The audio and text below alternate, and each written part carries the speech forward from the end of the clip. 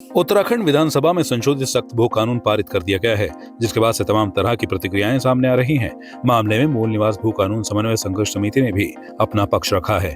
देहरादून के press club में पत्रकारों से वार्ता करते हुए मूल निवास भू कानून संघर्ष समिति ने भू कानून में किए गए संशोधनों को उत्तराखंड की जनता के साथ सबसे बड़ा धोखा बताया और इसे जनता की आंखों में धूल झोंकने वाला कानून बताया। इस मौके पर मूल निवास और भू कानून आंदोलन की अगुवाई कर रहे संघर्ष समिति के संयोजक मोहित टिमरे ने भू कानून के संशोधक विधेयक की प्रतियां फाड़ते हुए इसे माफिया के पक्ष में बताया। मोहित टिमरे ने कहा कि भू कानून के संशोधित विधेयक में नगरीय क्षेत्रों को इस कानून के दायरे से बाहर रखा गया है। सबसे ज्यादा बेशकीमती जमीनें शहरों में ही है और यहाँ जमीन खरीदने का कोई पाबंदी नहीं है। निकायों के विस्तार के चलते लगातार ग्रामीण क्षेत्रों की जमीन शहरों में शामिल हो रही है। देखिए, सरकार ढिंढोरा पीट रही है।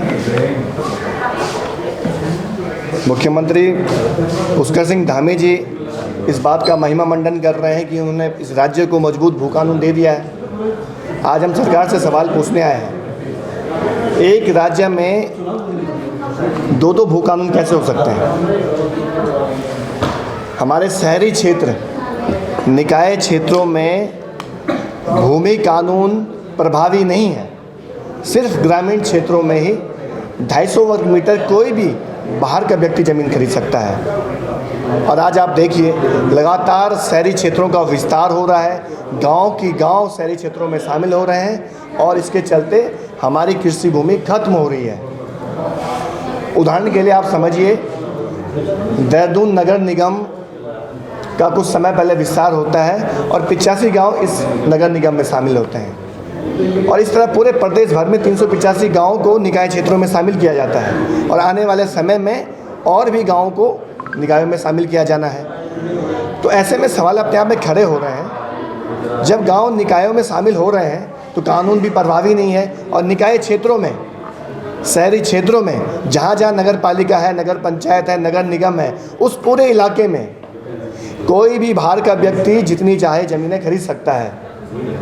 ऋषिकेश नगर निगम के दायरे में कोई भी व्यक्ति बाहर से आएगा, ज़मीन खरीद सकता है। आपका पिथौरागढ़ में, आपका रामनगर में, आपका बद्रीनाथ में, आपका केदारनाथ में, गंगोत्री में, रुद्रप्रयाग में, गैरसैंण में, सारे जगह कोई भी बाहरी व्यक्ति ज़मीन खरीद सकता है। इसमें कोई पाबंदी नहीं है। दूसरा, सरकार ने उधम सिंह नगर और हरिद्वार को इस कानून के दायरे से बाहर रखा है। तो वहाँ के किसानों को आपने तो एक तरह से माफिया के हाथों में छोड़ दिया। वहाँ तो बहुत बड़ी संख्या में माफिया हैं हरिद्वार उधम सिंह नगर में, और ज़मीनें वहाँ किसानों की खत्म हो रही हैं। बड़ी तादाद में लोग बाहर से बस रहे हैं और बेतहाशा ज़मीनें खरीद रहे हैं। इस राज्य की डेमोग्राफी बदल रही है। ये बड़ा षड्यंत्र है पर्वतीय राज्य की अस्मिता को खत्म करने का।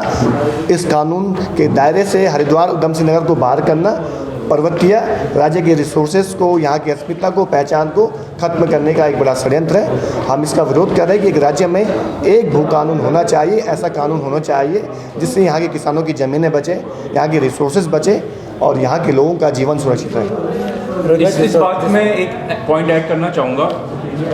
जो हमारे उधम सिंह नगर लैंड मास में सबसे बड़ा एरिया है, हरिद्वार बहुत मैदानी क्षेत्र में सबसे बड़ा एरिया है। यहाँ पे जितनी भी पर्वतीय क्षेत्र में जो भी इकोनॉमी के लिए बूस्ट करने के लिए स्कीम आएंगी, सबसे पहले फिर यहाँ लागू होंगी कि यहाँ पे ये पॉसिबिलिटी ओपन हो जाएगी बाहर वालों के लिए। तो यहाँ की ज़मीनों के रेट फिर और आगे बढ़ेंगे।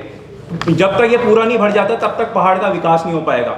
तो इसलिए हमें पूरा उत्तराखंड में ये कानून चाहिए। और लीज सिस्टम में एक हमने बात कही थी कि लीज सिस्टम ठीक है आप दे रहे हो, पर उसमें पार्टनरशिप भी तो दो, जिसका मूल मालिक है उसको पार्टनरशिप दो, जिससे वो रिसोर्सेज को कलेक्ट कर पाए और अपने परिवार को आगे बढ़ा पाए। आप अपना क्वेश्चन। मोहित भाई, जिस तरह से उत्तराखंड सरकार जो है दावे करती है कि उत्तराखंड जो है अगला दशक होगा, यानी प्रधानमंत्री का विजन भी है, क्या जो आप आज जो प्रतिया फाड़ी है, जो लॉ बना है भू कानून को लेकर, तो इसको आप किस तरह से देखते हैं और जनता को आप क्या कहना चाहेंगे? देखिए, ये एक बहुत बड़ा काला कानून है। चोर दरवाजे पहले से खुले थे, अब दरवाजों को और चौड़ा कर दिया गया है। आओ लूटो इस राज्य को, ऐसा कानून बनाया है। आप देखिए, सरकार ने ऐसा कौन सा इस कानून में संशोधन किया है जो हमारी ज़मीनों को सुरक्षित करता हो। मैं मीडिया के साथियों से पूछना चाहता हूँ, आपने भी देखा होगा, ऐसा कौन सा प्रभावी कानून बना है? शहरी क्षेत्रों में कोई कानून नहीं है। ग्रामीण क्षेत्रों में आपने 30 वर्ष की लीज की और वहाँ पे पट्टे पर भूमि देने की व्यवस्था कर दी है। 30 साल तक कोई पूंजीपति, कोई व्यक्ति ज़मीन खरीदेगा तो अपने आप में एक समय बाद उस ज़मीन का मालिक बन जाए, क्योंकि 12 साल बाद स्वामित्व के बाद ज़मीन का उसको भूमिधरी का अधिकार मिल जाता है, जो कानून बताता है। तो ऐसे जो कानून बनाए जा रहे हैं इस राज्य में, यहाँ की ज़मीनों को लूटने का ये कानून बनाए जा रहे हैं, और यहाँ की जो एक मूलभूत आवश्यकता रही राज्य की, हिमालय राज्य के, इस हिमालय राज्य को बचाया जाए, यहाँ की ज़मीनों को बचाया जाए, इसको लेकर अभी सरकार ने कोई भी प्रभावी कदम नहीं उठाए हैं। और हम इसको जनता के बीच ले जाएंगे, जनता के बीच कहेंगे काला कानून जो सरकार ने लागू किया है ये एक बहुत बड़े खतरे घंटी है।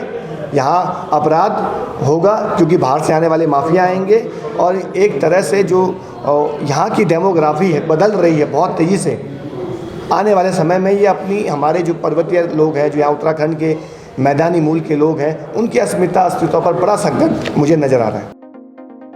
इस मौके पर पूर्व IAS SS पांगती, पूर्व सैन्य अधिकारी PC Thapliyal, LP Raturi, TS Negi, संघर्ष समिति के प्रवक्ता हिमांशु राउत सहित अन्य मौजूद रहे।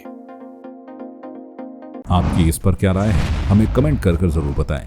इसके साथ ही आप हमारे YouTube चैनल को सब्सक्राइब कीजिए। आप हमें Facebook, Instagram, Twitter पर फॉलो भी कर सकते हैं। और संवाद 365 के साथ एक क्लिक में जुड़ने के लिए डाउनलोड कीजिए संवाद 365 ऐप।